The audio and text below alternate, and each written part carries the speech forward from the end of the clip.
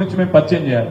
నిజానికి అలా రాకేష్ ఇక్కడికి వచ్చేది ఉండే, కానీ ఖమ్మంలో పాపం ప్రచారంలో ఉన్నాడు. ఎందుకంటే తమ్ముడు టైం ఎక్కువ లేదు కాబట్టి నేను, జగదీష్ అన్న, కిషోరు, రవీందర్ అన్న, ప్రభాకర్ అన్న, లింగన్న మేమేమనుకున్నామంటే తమ్ముడు తరఫున మనం ప్రచారం చేద్దాం. ఎందుకంటే ఆ పిల్లగాడు 34 నియోజకవర్గాలు అందరూ తిరగలేడు కాబట్టి ఆ తమ్ముడు తరఫున మీకు తాను స్వయంగా రాలేకపోయినందుకు మన్నించమని కోరిండు.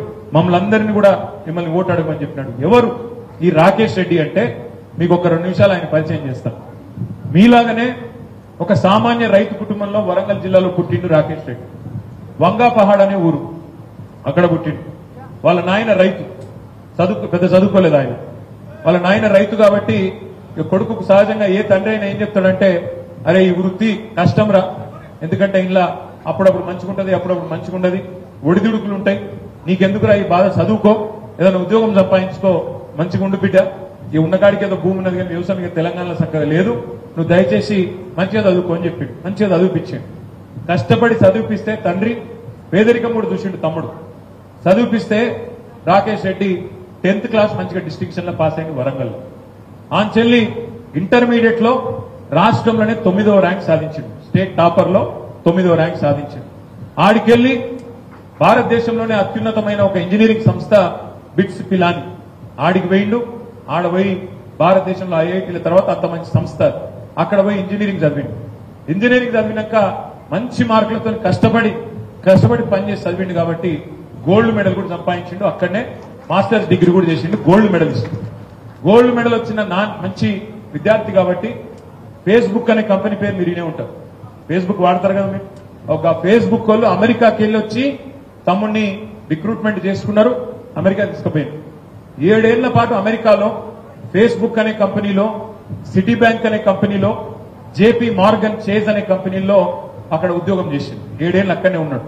2010-11 ఆ ప్రాంతంలో ఎప్పుడైతే తెలంగాణ ఉద్యమం ఊపందుకున్నదో, మా తెలంగాణ అక్కడ రగిలిపోతుంటే ఇక్కడ నేను ఉండు మంచిది కాదని చెప్పి బయలుదేరి వాపసు వచ్చిండు.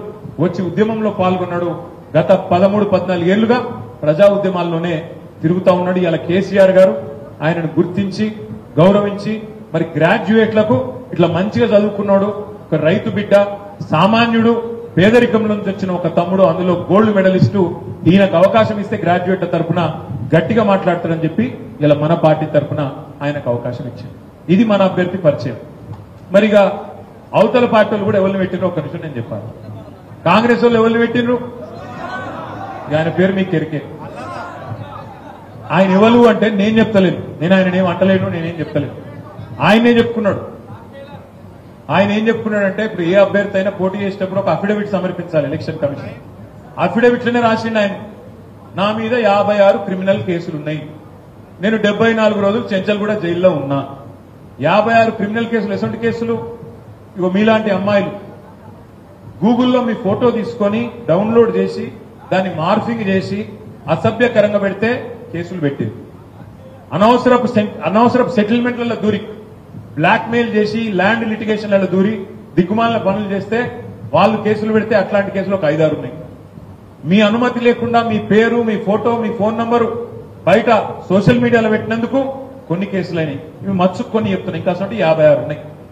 గిసొంటోడు 74 రోజులు జైల్లో గడిపినోడు, తెల్లారి లేస్తే యూట్యూబ్ ఓపెన్ చేస్తే పెద్దవాళ్ళని తిడితే నేను కూడా పెద్దోడిని అయిపోతా అనుకొని కేసీఆర్ను తిట్టుడు, ఎవరిని పడితే వాళ్ళని తిట్టుడు, అప్పుడే కాంగ్రెస్ ను గాడిదానుడు, మళ్ళా తెల్లారే బీజేపీని గాడిదానుడు, ఈ గాడిది కాకపోతే ఆ గాడిద ఎక్కుతా నాకేందని తిట్టుడు. గిసొంటోడు తెల్లారి లేస్తే నోరు వారేసుకుంటోడు అవతల వైపు క్యాండిడేట్.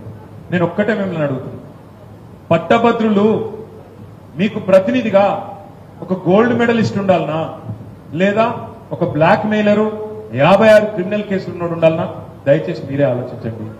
ఇవాళ పార్టీ పరంగా చూసినా, అభ్యర్థి పరంగా చూసినా బీఆర్ఎస్ అభ్యర్థి నిజంగా కూడా మరి అవతల అభ్యర్థి కంటే 100 రెట్లు మెరుగైన అభ్యర్థి. నిన్న నేను ఒక దగ్గర మాట్లాడుకుంటా వరంగల్లో నేను ఒక మాట అన్నా. మాట అంటే ఇలా దాని చిలువలు పలువలు చేసి నేనేదో విద్యార్థులను అవమానించిన, కేయూ విద్యార్థులను, ఓయూ విద్యార్థులనని ఈయన మళ్ళీ చిల్లర రాజకీయం చేస్తున్నాడు ఈ తిన్మార్ మల్లన్న. నేను అడుగుతున్న కాంగ్రెస్ పార్టీ నాయకులారా, మీకు నిజంగా చిత్తశుద్ధి ఉంటే, మీకు కేయూ ఓయూ విద్యార్థుల మీద చిత్తశుద్ధి ఉంటే మీరు 2014లో, 2018లో, 2023లో ఒక్కడన్నా కేయూ విద్యార్థికి కానీ ఓయూ విద్యార్థికి కానీ మీరు టికెట్ ఇచ్చిర్రా? అదే మన పార్టీ బీఆర్ఎస్ పార్టీ ఇక్కడే ఉన్నాడు మా తమ్ముడు గ్యాదరి కిషోర్.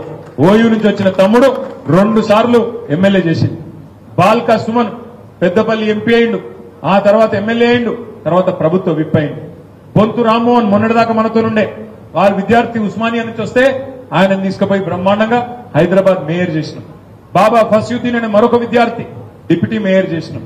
కరీంనగర్ జెడ్పీ ఉపాధ్యక్షుడు తమ్ముడు సిద్ధం వేణు ఇవాళ జెడ్పీ ఉపాధ్యక్షుడు. ఇట్లా కార్పొరేషన్ చైర్మన్లు లెక్క తీసుకుంటే బోలెడు మంది, ఇంకో 10-15 మంది ఉన్నారు.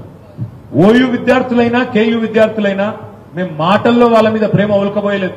చేతల్లో ప్రభుత్వంలో ఉండి మేము వాళ్ళని ఎమ్మెల్యేలుగా, ఎంపీలుగా, చట్టసభలకు చైర్మన్లుగా, కార్పొరేషన్లకు రకరకాలుగా గౌరవించింది బీఆర్ఎస్ పార్టీ. ఇలా నువ్వు మాట్లాడే సొల్లు మాటలు, ఇలా కేయూ మీద, ఓయూ మీద నీకు చిత్తశుద్ధి ఉంటే, ప్రేమ ఉంటే నేను అడుగుతున్నా కాంగ్రెస్ పార్టీ నాయకులారా, ఎందుకు ఇయ్యలే మీరు విద్యార్థి నాయకులకు టికెట్లు? ఎందుకు విద్యార్థుల ప్రాణాలు తీసిండ్రు?